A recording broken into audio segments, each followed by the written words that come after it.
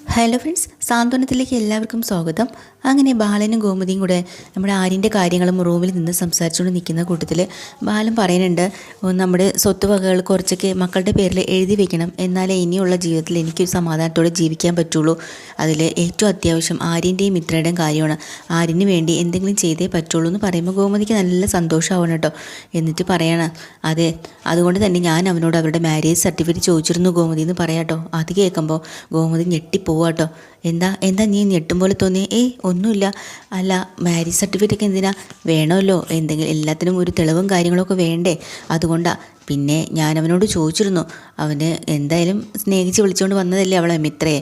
അപ്പോൾ ഏതെങ്കിലും അമ്പലത്തിൽ വെച്ചിട്ട് താലി കെട്ടിയതാണെങ്കിലും അമ്പലത്തിൽ കാണുമല്ലോ, അല്ലെങ്കിൽ രജിസ്റ്റർ ചെയ്തിട്ടുണ്ടെങ്കിൽ രജിസ്റ്റർ മാരേജ് ചെയ്തിട്ടുണ്ടെങ്കിൽ അവിടെയും കാണുമല്ലോ. എവിടെന്നെങ്കിലും ഒന്ന് മാരേജ് സർട്ടിഫിക്കറ്റ് കൊണ്ട് തരാൻ ഞാൻ പറഞ്ഞിരുന്നു അവനോട്.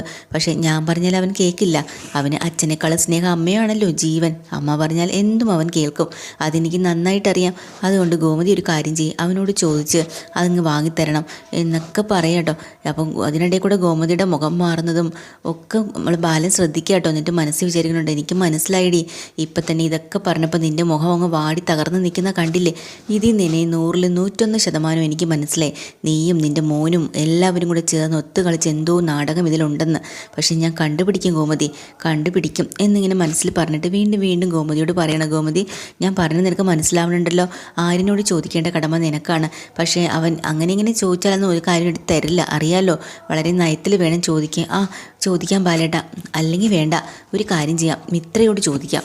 ഞാൻ തന്നെ അങ്ങോട്ട് പോയി ചോദിക്കാം, മിത്രയാകുമ്പോൾ ചിലപ്പോൾ സത്യം പറയും എന്നും പറയും. മിത്രയോട് ചോദിക്കാൻ വേണ്ടി ബാലൻ അങ്ങോട്ട് പോവാട്ടോ. അപ്പോൾ ഗോമതി തടഞ്ഞ് നിർത്തിയിട്ട് പറയാം, അയ്യോ ബാലേട്ട, വേണ്ട, മിത്രയോടൊന്നും ചോദിക്കണ്ട. അതെന്താ? അല്ല, അവൾ ചിലപ്പോൾ പേടിച്ച് പോവോ? അതെന്തിനാ പേടിക്കണേ? അവൾക്ക് പ്രേമിക്കാനും കല്യാണം കഴിക്കാനൊന്നും ഒരു പേടിയില്ലായിരുന്നല്ലോ, പിന്നെ മാരേജ് സർട്ടിഫിക്കറ്റ് തരാൻ എന്താ ഇത്ര പേടി എന്ന് ചോദിക്കുമ്പോൾ വീണ്ടും ഗോമതി ആകെ പേടിച്ച് വിറച്ച് നിൽക്കുക കേട്ടോ. എന്നിട്ട് ഗോമതിയുടെ മുഖത്തേക്ക് ബാലൻ സൂക്ഷിച്ച് നോക്കിയിട്ട് മനസ്സിൽ വീണ്ടും വിചാരിക്കണം, എനിക്കിപ്പോൾ ഇതും കൂടെ കേട്ടപ്പോൾ എനിക്ക് മനസ്സിലായി, എന്തായാലും ഞാൻ വിട്ടുകൊടുക്കില്ല ഗോമതി. എന്നെ ഒളിച്ച് നിങ്ങൾ എന്തൊക്കെ പരിപാടികൾ കാണിച്ചോ അതെല്ലാം ഞാൻ കണ്ടുപിടിക്കും. ഇനി ഇതിനൊരു അവസാനം കണ്ടുപിടിക്കാതെ ബാലൻ മുന്നോട്ടില്ല എന്ന് സ്വയം ചിന്തിക്കുക കേട്ടോ. എന്നിട്ട് വീണ്ടും ഗോമതി, നീ എന്താ ഇങ്ങനെ നിൽക്കണേ? ഒന്നുമില്ല ബാലേട്ട, ഒന്നുമില്ല. ഞാൻ തന്നെ മിത്രയോട് ചോദിക്കാം. കാരണം ഞാൻ ചോദിച്ചാൽ അവൾ പറയും, ചുമ്മാ ചോദിച്ചാൽ പോരാ, വളരെ നയത്തിൽ ചോദിക്കണം. പിന്നെ ഓരോ കള്ളത്തരങ്ങളെ കണ്ടുപിടിക്കാനായിട്ട് നമ്മൾ ഓരോന്ന് അങ്ങോട്ട് ഇട്ട് കൊടുക്കണം. അങ്ങനെ വേണം ചോദിച്ചെടുക്കാൻ. വീണ്ടും ഗോമതി ഞെട്ടുവാട്ടോ. അയ്യോ, ഈ കള്ളത്തരങ്ങളൊന്നും ഒക്കെ കേൾക്കുമ്പോൾ ഗോമതി പേടിക്കുകയാണ്. എന്തോ ബാലേട്ടനെ അറിഞ്ഞു വെച്ചിട്ടുള്ള സംസാരമാണെന്നുള്ള രീതിയിലാണ് ബാലൻ്റെ സംശയവും സംസാരവും. ഗോമതി ആകെ പേടിച്ച് വരച്ചിട്ട് പറയുന്നുണ്ട്, എന്നാ ഒരു കാര്യം ചെല്ല്, നീ ചെന്ന് ചോദിക്കുക മിത്രയോട്. പക്ഷേ എനിക്ക് പെട്ടെന്ന് വേണം കേട്ടോ, ഒത്തിരി നാളെ നിന്ന് നീട്ടിക്കൊണ്ട് പോകാൻ പറ്റില്ല.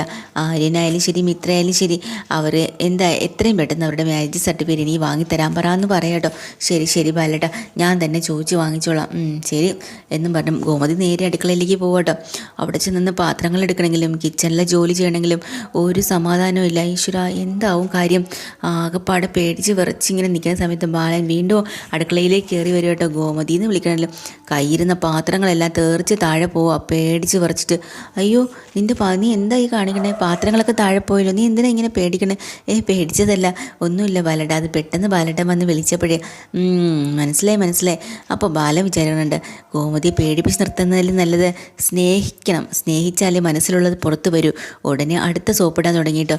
എൻ്റെ ഗോമതി, അവരുടെ പ്രേമവും പ്രണയവും ഒക്കെ നമ്മൾ പറഞ്ഞപ്പോഴേ നമ്മുടെ പ്രേമവിശേഷങ്ങൾ പറയാൻ ഞാനങ്ങ് മറന്നു എന്നും പറഞ്ഞ് വീണ്ടും ഒരു റൊമാൻറ്റിക്കായിട്ട് അങ്ങ് സംസാരിക്കട്ടോ. എന്നിട്ട് പറയാം, ഗോമതി നീ എനിക്കൊരു പാട്ട് പാടിത്തരാവോ? അയ്യേ, ഇപ്പോഴോ? എനിക്കങ്ങ് പാടാൻ വയ്യ, മിണ്ടാതിരിക്കുക ബാലേട്ടാന്ന് പറയാം. നീ പാടിയില്ലെങ്കിൽ വേണ്ട, നിനക്ക് എന്നോടൊരു സ്നേഹമില്ലെന്ന് നീ മനസ്സിലായി. അയ്യോ, അങ്ങനെ പറയില്ലേ ബാലേട്ട, എന്നാൽ ഞാൻ നിനക്കൊരു പാട്ട് പാടിത്തരട്ടെ? എന്നാൽ ബാലേട്ടൻ പാടിക്കോ. അങ്ങനെ ബാലനൊരു പാട്ട് പാടുകട്ടോ, പഴയ ഒരു പാട്ട്. എന്നിട്ട് ഗോമതിയുടെ കവളത്തൊക്കെ തൊടുകയും ഒന്ന് ചേർത്ത് പിടിക്കുകയും ഒക്കെ ചെയ്യാണ്. അവിടെ സ്നേഹം കിട്ടിക്കഴിഞ്ഞാൽ ഗോമതി അങ്ങ് വീഴുമല്ലോ, പ്രത്യേകിച്ചും ബാലൻ്റെ. അപ്പോൾ ഗോമതി അങ്ങ് ചിരിച്ച് ഉള്ള ടെൻഷനും ഒക്കെ പോവാണ് കേട്ടോ. തിരിച്ച് പറഞ്ഞിട്ട്, ഇനി നീ ഒരു പാട്ട് പാടിക്കേ. ശരി, എന്നാൽ ഇനി ഞാൻ പാട്ട് പാടാമെന്ന് പറഞ്ഞ് ഗോമതിയും തിരിച്ച് അതേപോലെ പാട്ട് പാടി കൊടുക്കുക കേട്ടോ. അങ്ങനെ ഗോമതിയുടെ മനസ്സൊന്ന് തണുപ്പിക്കുന്നുണ്ട് ആ സമയത്ത്. എന്നിട്ട് പതിയെ നമ്മുടെ ബാലിന് മനസ്സിലാലോചിക്കാം, പാടടി പാട്, നീ സന്തോഷിച്ചോ. പിന്നെ കൊല്ലാനെടുക്കുന്ന അറവ് മാടില്ലേ, അതിന് അവസാനം കൊടുക്കുന്ന ആഹാരം ഉണ്ടല്ലോ, അതുപോലെ നിനക്കിപ്പോൾ ഞാൻ ഞാൻ തരുന്ന ഈ ഒരു ഇത് എന്നൊക്കെ ഇങ്ങനെ മനസ്സിൽ വിചാരിച്ചിട്ട് പോയി കിടക്കാൻ പോവാട്ടോ. ഞാൻ പോയി കിടക്കാം, നീ ഫുഡൊക്കെ ഉണ്ടായിക്കൊണ്ട് വാന്ന്. അങ്ങനെ അവിടെ നിന്ന് വീണ്ടും ഗോമതി ആ ഒരു മനസ്സൊക്കെ മാറി സന്തോഷത്തോടുകൂടി ഫുഡൊക്കെ ഉണ്ടാക്കും കേട്ടോ. അങ്ങനെ മീനാക്ഷിയാണെങ്കിൽ മീനാക്ഷിയുടെ വീട്ടിൽ നിൽക്കുവാണല്ലോ. അപ്പോൾ അവരെന്തായാലും കടയിലേക്ക് തിരിച്ചു പോകാനായിട്ട് ഇറങ്ങുകയാണ്. അപ്പോൾ അച്ഛനോടും അമ്മയോടും ആകാശ് ചോദിക്കുന്നുണ്ട്, നിങ്ങൾ രണ്ടുപേരും എന്തേ ഇവിടെ ഇങ്ങനെ നിൽക്കുന്നത്? വെറുതെ നിൽക്കുമല്ലേ? നമ്മളെന്ത് ചെയ്യാനാ മക്കളെ, ഞങ്ങളിവിടെ വെറുതെ ജോലിയും കാര്യങ്ങളൊക്കെ നിൽക്കും. ഒരു കാര്യം ചെയ്യും, വൈകിട്ട് അങ്ങനെ അങ്ങോട്ട് വാ. എവിടെ വരാനാ? അല്ല, ഗോമതി സ്റ്റോറിലേക്ക് ഇറങ്ങുമെന്ന് പറയാം. മീനാക്ഷി പറഞ്ഞിട്ട്, വേണ്ട ആകാശേ, ഇന്നലെ വന്നതിൻ്റെ പ്രശ്നം തന്നെ തീർന്നിട്ടില്ല. ഇനി വേണ്ട, നിങ്ങൾ കടയിലേക്കൊന്നും പോകണ്ട. അതിനിപ്പോൾ എന്താടി, ഞങ്ങൾ പ്രശ്നം ഉണ്ടാക്കാനല്ലല്ലോ വരുന്നത്. എന്തായാലും ആകാശ് വിളിച്ചതല്ലേ, ജസ്റ്റ് അതിലേ പോകുമ്പോൾ ഒന്ന് കയറിയിട്ട് പോവാന്നേ. ശരി, അതാ നല്ലത്, അച്ഛൻ വന്നോ എന്നിങ്ങനെ പറയുമ്പോൾ മീനാക്ഷി വീണ്ടും തടസ്സപ്പെടുത്തുന്നുണ്ട്. പക്ഷേ ആകാശ് സമ്മതിക്കില്ല കേട്ടോ. രണ്ടുപേരും വന്നിട്ട് പോയാൽ മതി എന്ന് വാശിയാണ്. അപ്പോഴാണ് മിത്രയുടെ കോള് വരുന്നത് കേട്ടോ. മിത്ര വിളിക്കണം, മിത്ര ട്യൂഷൻ പഠിപ്പിച്ചുകൊണ്ടിരിക്കുന്നിടത്ത് നിന്ന് വിളിക്കുന്നുണ്ട്. എന്താ മോളെ വിളിച്ചത്? ചേച്ചി തിരക്കില്ലെങ്കിൽ പോകുന്ന വഴി ഇവിടെ ഒന്ന് കയറാവോ? നീ ഇപ്പോൾ എവിടെ? ഞാൻ കുട്ടികൾക്ക് ട്യൂഷൻ എടുത്തുകൊണ്ടിരിക്കുക. ശരി, എന്നാൽ ഞാൻ അങ്ങോട്ട് വരാം. ശരി, എന്നാൽ ആകാശ് നമുക്ക് ഇറങ്ങിയാലോ? അപ്പോൾ ആകാശിന് ചെറിയൊരു സംശയമുണ്ട് കേട്ടോ. ആകാശ് ചോദിക്കുന്നുണ്ട്, മീനാക്ഷി, ഈ ഗുരുവായൂരിൻ്റെ കാര്യം ശ്രീദേവി ചേച്ചി പറഞ്ഞില്ലേ, അതെന്തിനാ അങ്ങനെ പറഞ്ഞതെന്ന് എടുത്ത് ചോദിക്കുക. അപ്പോൾ മീനാക്ഷി ആകെ ഒന്ന് ഞെട്ടുന്നുണ്ട്. എന്നിട്ട് പറയേ, അതൊന്നുമില്ല, അത് വെറുതെ അമ്മ ഗുരുവായൂരൊക്കെ പോകുന്ന കാര്യം, പിന്നെ അച്ഛന് വേണ്ടി നേർച്ച ചെയ്യുന്നുണ്ട്, അത് വെച്ചിട്ടാണ് പറഞ്ഞത്. പക്ഷെ അവർ അങ്ങനെയല്ലല്ലോ പറഞ്ഞത്. അങ്ങനെ തന്നെ ആകാശേ, നമുക്ക് ഇറങ്ങാം. എന്നെ ഒന്ന് റോഡിൽ ഇറക്കിയാൽ മതി കേട്ടോ. അവിടെ മിത്ര കാത്തു നിൽക്കും എന്നെ. മിത്ര വീട്ടിൽ നിന്ന് കോളേജിൽ പോയില്ലേ? പോയി, അവൾക്ക് എന്തോ ആവശ്യമുണ്ടെന്ന്, അവളെ ഒന്ന് കണ്ടിട്ടേ ഞാൻ പോകുന്നുള്ളൂ. ശരി എന്നും പറഞ്ഞാൽ അവർ പുറത്തേക്ക് ഇറങ്ങുന്നുണ്ട്. അങ്ങനെ മിത്ര ട്യൂഷൻ എടുത്തുകൊണ്ടിരിക്കുന്ന സമയത്ത് കുട്ടികളുടെ അമ്മ വന്ന് അപ്പോൾ ചോദിക്കുന്നുണ്ട്, എന്താ മിത്രേ 2 ദിവസമായിട്ട് നിൻ്റെ മുഖത്തിനകത്ത് തെളിച്ചില്ലല്ലോ, വല്ലാണ്ടാണല്ലോ ഇരിക്കണേ? ഒന്നുമില്ല ചേച്ചി എന്ന് പറയാം. അങ്ങനെയല്ല, എന്നാലും എന്തോ ഒരു വിഷമമുണ്ട്. നീ പറഞ്ഞില്ലെങ്കിൽ വേണ്ട, ഞാൻ മീനാക്ഷിയോട് ചോദിക്കാമെന്ന് പറയാം. അപ്പോൾ മിത്ര പറഞ്ഞു, മീനാക്ഷി ചേച്ചി ഇപ്പം ഇങ്ങോട്ട് വരും ആണോ? എന്നാൽ ഞാൻ അവളോട് ചോദിക്കാം എന്ന് പറഞ്ഞിട്ട് അവരങ്ങ് പോവാട്ടോ. എന്നാലും മിത്രയുടെ മുഖത്തിൽ മിഥുനെ ഓർത്തുള്ള ടെൻഷൻ തന്നെയാണ്. കടയിലാണെങ്കിൽ നമ്മളെ ദേവി ഇങ്ങനെ സംസാരിച്ചുകൊണ്ട് നിൽക്കുകയാണ് കേട്ടോ. അപ്പോൾ കസ്റ്റമർ വരുന്നത്. അപ്പോൾ കസ്റ്റമർ പറയുന്നുണ്ട്, അതെ ബാലേട്ടൻ ഇന്നും വന്നില്ലല്ലേ? വന്നിട്ടില്ല. അച്ഛന് എന്തായാലും ബാലേട്ടൻ ഇല്ലെങ്കിലും ചേച്ചി ഇവിടെ ഉണ്ടല്ലോ, ചേച്ചി ഈ കടയുടെ ഒരു ഐശ്വര്യം തന്നെ കേട്ടോ ഒന്ന്. അത് കേൾക്കുമ്പോൾ ദേവിക്ക് ഭയങ്കര സന്തോഷമാവാണ്. എന്നും ചേച്ചി തന്നെ ഇരുന്നാലും മതി എന്നൊക്കെ പറഞ്ഞിട്ടാണ് സാധനങ്ങളൊക്കെ വാങ്ങിച്ചിട്ട് അയാൾ പോകണം കേട്ടോ. പോണ സമയത്ത് തന്നെ അയാളോട് ദേവി പറഞ്ഞിട്ടുണ്ട്, അതെ ഏട്ടൻ എന്നും ഇങ്ങനെ കടയിൽ പറഞ്ഞു ബുദ്ധിമുട്ടണമെന്നൊന്നും ഇല്ല. വിളിച്ച് പറഞ്ഞാൽ നമ്മൾ ഓർഡർ ആക്കിയിട്ട് സാധനങ്ങൾ വീട്ടിൽ കൊണ്ടെത്തിക്കാം. സാധാരണയിൽ നിന്നും ഒരു 5-10 ഗ്രാമെങ്കിലും കൂട്ടിയേ നമ്മൾ വെക്കത്തുള്ളൂ. അതാകുമ്പോൾ നിങ്ങൾക്കും ബുദ്ധിമുട്ടില്ല. ശരി ചേച്ചി എന്നും പറഞ്ഞിട്ട് അയാൾ പോകണേട്ടോ. പോയി കഴിയുമ്പോൾ രാമേട്ടൻ പറഞ്ഞിട്ടോ, മോള് ആളൊരു കില്ലാടിയാണല്ലോ, മോള് പറഞ്ഞ കാര്യങ്ങൾ ഐഡിയയൊക്കെ നല്ലതാണ്, നമുക്ക് സാധനങ്ങൾ വീട്ടിലെത്തിക്കാൻ പറ്റും. ഇന്നത്തെ കാലത്ത് എല്ലാവർക്കും മൊബൈലും കാര്യങ്ങളൊക്കെ ആയിട്ട് കുത്തിപ്പിടിച്ച് വീട്ടിലിരിക്കാനാണ് താല്പര്യം. ആർക്കും പുറത്തിറങ്ങാനോ മറ്റുള്ളവരോട് സംസാരിക്കാനോ ഒന്നും താല്പര്യമില്ല. അങ്ങനെയുള്ളവർക്ക് നമ്മൾ വീട്ടിൽ കൊണ്ട് കൊടുത്താലും നല്ല ഓർഡറും കാര്യങ്ങളൊക്കെ കിട്ടും. പക്ഷേ ഒരു കാര്യമുണ്ട് മോളെ, വന്ന് പരസ്പരം കണ്ടും ഒക്കെ സംസാരിക്കുന്ന ഒരുപാട് പഴയ ആളുകളുണ്ട്. ഇവിടെ തന്നെ ബാലനിരിക്കുമ്പോൾ ഒത്തിരി പേര് ബാലൻ്റെ കൂട്ടുകാരായിട്ട് ഇവിടെ വരും സംസാരിക്കാനൊക്കെ. നമുക്കും അതൊരു നല്ല ഒരു സന്തോഷമാണ് തരുന്നത്. ഇന്നും ATM-ൽ പോയി ക്യാഷ് എടുക്കാതെ ബാങ്കിൽ മാത്രം പോയി ക്യാഷ് എടുക്കുന്ന എത്രയോ പേരുണ്ട്. അതെന്തിനാണെന്നറിയോ? അവരുടെ പരിചയക്കാരെയും മറ്റുള്ളവരെയും കാണാനും ഒന്ന് മിണ്ടാനും ഒക്കെയാണ്. അതുകൊണ്ട് ഇതിലൊന്നും വലിയ കാര്യമില്ല എന്നൊക്കെ പറയാം. ഇപ്പോൾ തന്നെ ബാലൻ 2 ദിവസമായിട്ട് ബാലൻ വരാത്ത കാരണം ബാലനെ കാണാൻ വരുന്നവർ പോലും ഇങ്ങോട്ട് വരുന്നില്ല. എനിക്ക് അവരൊക്കെ വരുന്നപ്പോൾ ഒരു സന്തോഷം. ബാലനെ കണ്ടിട്ട് 2 ദിവസമായല്ലോ എന്ന് സംസാരിച്ചുകൊണ്ടിരിക്കുന്ന സമയത്ത് നമ്മുടെ ധർമ്മനും പറയുന്നുണ്ട്, ഇനിയിപ്പം അതും ഒരു ജോലിയാവോ ധർമ്മന് എന്ന് വെച്ചാൽ ഡെലിവറി കൊണ്ടു കൊടുക്കൽ, അത് ടെൻഷൻ അടിച്ച് നിൽക്കുമ്പോഴാണ് ദേവി പറയണത്, ശരിയാ എല്ലാവരെയും കണ്ട് മിണ്ടി സംസാരിച്ചിരിക്കുമ്പോൾ അതൊരു സന്തോഷമാണ് രാമേട്ട. ഇപ്പോൾ 2 ദിവസം കടയിൽ വന്നു കഴിഞ്ഞപ്പോൾ എനിക്ക് വരാതിരിക്കാൻ തോന്നണില്ല. കണ്ടില്ലേ, ഇതുപോലെ തന്നെ എല്ലാവർക്കും ഇല്ലേ? അപ്പോൾ ബാലച്ചനെ 2 ദിവസം കാണാത്തപ്പോൾ രാമേട്ടൻ എന്തോരം വിഷമായി കാണും, നമുക്ക് കണ്ടൊന്ന് സംസാരിച്ചാലോ? എന്നാൽ ശരി എന്നും പറഞ്ഞ് പെട്ടെന്ന് തന്നെ ബാലനെ വീഡിയോ കോൾ ചെയ്യാട്ടോ ദേവി. അങ്ങനെ വീഡിയോ കോളിൽ കൂടെ കാണുമ്പോൾ ബാലനും സന്തോഷം, തിരിച്ച് അവർക്കും സന്തോഷം, സുഖമാണോ എന്നൊക്കെ ചോദിക്കുന്നുണ്ട്. അപ്പോൾ ഇവർ 3 പേര് നിൽക്കുന്നതിൻ്റെ ഇടയിൽ ആകാശിനെ കാണുന്നില്ല. ബാലൻ ചോദിക്കുന്നുണ്ട്, ആകാശ് എന്ത് ചെയ്യുന്നു? ആകാശ് എത്തിയിട്ടില്ല അച്ഛാ, ആകാശ് മീനുൻ്റെ വീട്ടിലാന്ന് പറയാട്ടോ. സാധാരണ ദേഷ്യപ്പെടുന്ന ബാലൻ അപ്പം പറയാനുണ്ട്, അത് കുഴപ്പമില്ല, മീനുവിൻ്റെ വീട്ടിലാണോ? അവൻ ഇപ്പം വന്നോളൂ കേട്ടോ എന്ന് വളരെ സൗമ്യമായിട്ട് പറയാട്ടോ.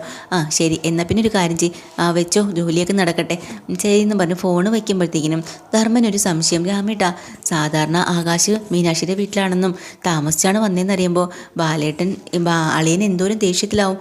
എത്ര സ്നേഹത്തോടെയാണ് പറഞ്ഞത് അവൻ വന്നോളൂ എന്ന്. അന്ന് പറഞ്ഞു തീരണതിന് മുമ്പേ ദേ വന്ന ആകാശ് കേട്ടോ. ആ ആകാശെ വന്നല്ലോ, 100 ആയുസാ നിനക്ക്. ഇപ്പം ബാലേട്ടൻ ചോദിച്ചതേ ഉള്ളൂ എന്ന് പറഞ്ഞാൽ ആകാശനെ ഒന്നും പിടിക്കില്ല കേട്ടോ. ആകാശെ ഇവിടെ ഒത്തിരി പണിയുണ്ടായിരുന്നു എന്ന് ദേവി പറയുമ്പോൾ ഉടനെ ആകാശ് പറഞ്ഞിട്ട് എനിക്കും ചില പണിയും തിരക്കുകളുണ്ട് എന്നും പറഞ്ഞിട്ട് ഒറ്റ പോക്കകത്തേക്ക് പോവാട്ടോ.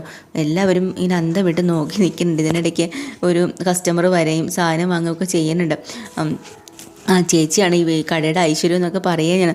അത് കേൾക്കുമ്പോഴത്തേക്കും കാലിന്ന് ചൊറിഞ്ഞ് വരുന്നുണ്ട് കേട്ടോ ആകാശിന്.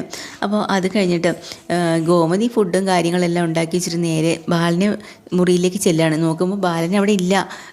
ഇത്ര പെട്ടെന്ന് ബാലേട്ടൻ്റെ ഇവിടെ പോയി, വയ്യാണ്ട് നടുവേദന എന്ന് പറഞ്ഞിട്ട് വീട്ടിൽ കിടക്കാൻ എങ്ങോട്ടാണ് പോയെന്ന് പറഞ്ഞ് ഫോൺ വിളിക്കാട്ടോ. നോക്കുമ്പോൾ ബാലൻ ഇറങ്ങി അങ്ങ് നടക്കുവാണ്.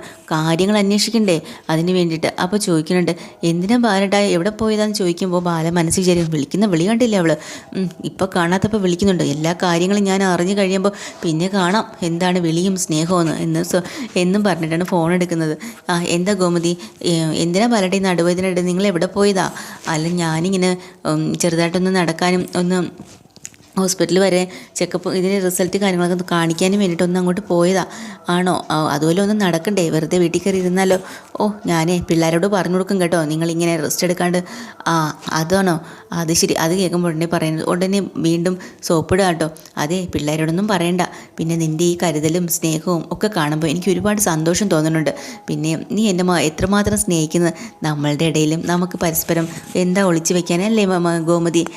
എനിക്ക് ഒളിച്ചു വെക്കാൻ നിന്നോടൊന്നും നിനക്കും അതുപോലെ എന്നോട് ഒളിച്ചു വെക്കാൻ ഒന്നും ഇല്ലല്ലോ അല്ലേ എന്ന് ചോദിക്കുമ്പോൾ ഗോമതി ആകെ വീണ്ടും ഡെസ്പായി പോവാട്ടോ. അപ്പോൾ ഉടനെ ബാലന് മനസ്സിലാവുന്നുണ്ട്. കാരണം ബാലൻ ചോദിക്കുകയാണ് എന്താ രഹസ്യത്തിൻ്റെ കാര്യം പറഞ്ഞപ്പം നീ ഫോൺ കട്ട് ചെയ്ത് പോലെ ആയതല്ലോ. അയ്യോ, ഫോൺ കട്ട് ചെയ്തില്ല. പിന്നെന്താ നീ മിണ്ടാതെ നിൽക്കണത്? ഒന്നുമില്ല. ശരി, എന്നാൽ പിന്നെ ഞാൻ പെട്ടെന്ന് അങ്ങ് വന്നോളാം കേട്ടോ. ശരി ബാലേട്ടാന്ന്. അങ്ങനെ ഫോൺ വയ്ക്കുമ്പോൾ ബാലൻ സ്വയം വിചാരിക്കുക കണ്ടോ, ഫോണിൽ കൂടെ പോലും അവൾക്ക് പരസ്പര രഹസ്യം ഇല്ലെന്ന് പറഞ്ഞിട്ട് പോലും അവളുടെ ശബ്ദത്തിന് ഇടർച്ചയും അവൾ മിണ്ടാതെ നിൽക്കുന്ന കണ്ടില്ലേ. ഇതിൽ നിന്ന് എന്നെ മനസ്സിലായിക്കൂടെ അവളുടെ കള്ളത്തരം. ഗോമതി, നീ എന്നെ ചതിച്ചിട്ടുണ്ടെങ്കിൽ ഞാൻ ഉറപ്പായിട്ട് അതിനുള്ള ശിക്ഷ ഞാൻ നിനക്ക് തന്നിരിക്കും. അത് ഉറപ്പാണ്, അതിനൊരു മാറ്റമില്ല. ഈ ബാലനെ ആർക്കും ചതിക്കാമെന്ന് വിചാരിക്കണ്ട, വഞ്ചിക്കാമെന്ന് വിചാരിക്കണ്ട, ഞാൻ കണ്ടുപിടിച്ചിരിക്കും എന്ന് പറഞ്ഞ് ബാലൻ ശരിക്കും ഉറച്ച തീരുമാനത്തിലാട്ടോ മുന്നോട്ട് പോകുന്നത്. പുതിയൊരു എപ്പിസോഡ് വീണ്ടും വരാം. ചാനൽ ഇഷ്ടമായി ലൈക്ക് ചെയ്യുക, സബ്സ്ക്രൈബ് ചെയ്യുക. Thank you.